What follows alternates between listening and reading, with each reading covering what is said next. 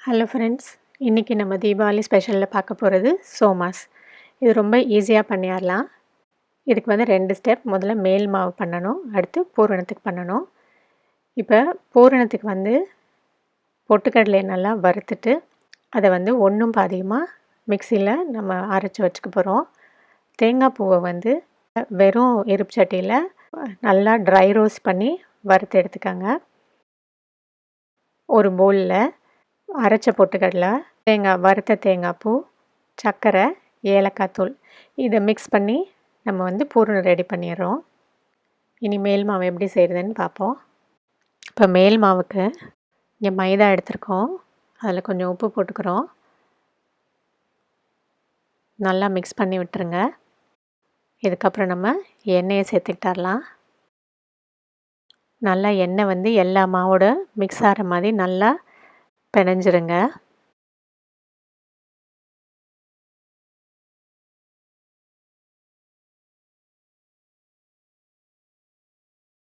இதை நல்லா பிணைஞ்சிட்டோம்.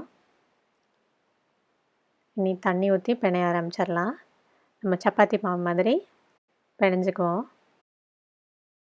இப்போ மாவு நல்லா பிணைஞ்சாச்சு. எவ்வளோ சாஃப்டாக இருக்குது பாருங்கள்.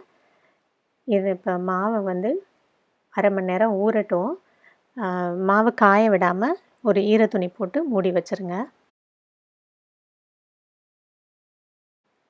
இப்போ 1 மணி நேரம் ஆச்சு.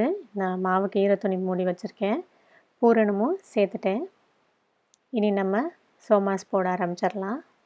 பூரணம் பாருங்கள் எவ்வளோ ட்ரையாக இருக்குன்னு.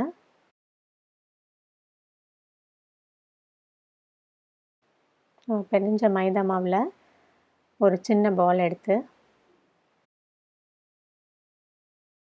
அது சப்பாத்தி மாதிரி போட்டுக்குவோம். நல்லா தின்னாக போட்டுக்கோங்க. இந்த சோமாஸ் கட்டரில் லேசாக எண்ணெய் தடவிக்காங்க. இந்த மாதிரி சோமாஸ் கட்டரில் நம்ம தேய்ச்ச சப்பாத்தி மாதிரி தேய்ச்சதை வச்சிடலாம். இப்போ நடுவில் பூரணத்தை வச்சுருவோம். வச்சு நல்லா மூடி சீல் பண்ணிடுங்க. அழகாக சோமாஸ் பண்ணியாச்சு. இப்போ உங்கள்கிட்ட சோமாஸ் கட்டர் இல்லைன்னா எப்படி பண்ணுறதுன்னு பார்ப்போம். மறுபடியும் நம்ம இப்போவும் சப்பாத்தி போடுற மாதிரி தின்னாக போட்டுக்கலாம். இந்த மாதிரி டப்பா மூடி வந்து இந்த மாதிரி ஷார்ப் எண்ட்ஸ் இருக்க மூடியாக எடுத்துக்கோங்க.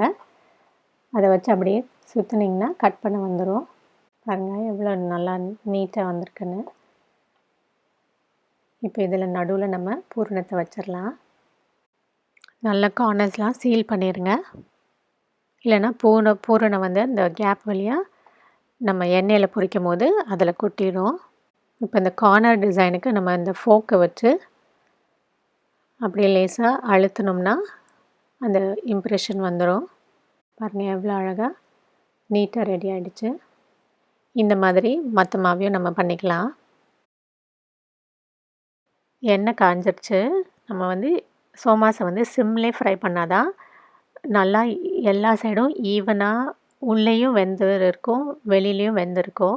இல்லைன்னா கொஞ்சம் கூட வச்சிங்கன்னா வெளியில் ஃபுல்லாக ப்ரௌன் ஆயிரும், உள்ளே வேகாமே இருக்கும். அதனால் சிம்லே வச்சு ஃப்ரை பண்ணுங்கள். நடுவில் திருப்பி விட்டுருங்க. இப்போ நீங்கள் போட்ட உடனே நீங்கள் வந்து கரண்டி வச்சு திருப்பிடாதீங்க. ஒரு 20 செகண்ட்ஸ் கழித்து அது கொஞ்சம் ஃபார்ம் ஆயிரும். அதுக்கப்புறம் நீங்கள் வந்து மாற்றி திருப்பி விட்டிங்கன்னா சோமாஸ் ஈவனாக ஒரே மாதிரி ஃப்ரை ஆயிரும். நல்லா உப்பி எப்படி வருது பாருங்கள்.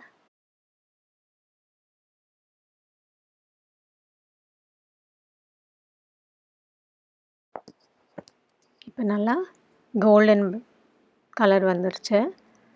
இந்த மாதிரி இருக்கும்போது நம்ம சோமாஸ் எல்லாத்தையும் எடுத்துடலாம். இப்போ நம்மளோட சோமாஸ் குவிக்காக ரெடி ஆகிடுச்சு.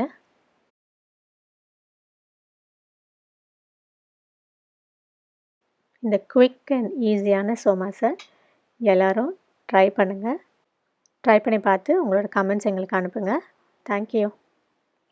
இந்த வீடியோ பிடிச்சதுன்னா லைக் பண்ணுங்கள், ஷேர் பண்ணுங்கள், சப்ஸ்கிரைப் பண்ணுங்கள், மறந்துடாமல் பெல் ஐக்கானை ப்ரெஸ் பண்ணுங்கள். நன்றி, வணக்கம்.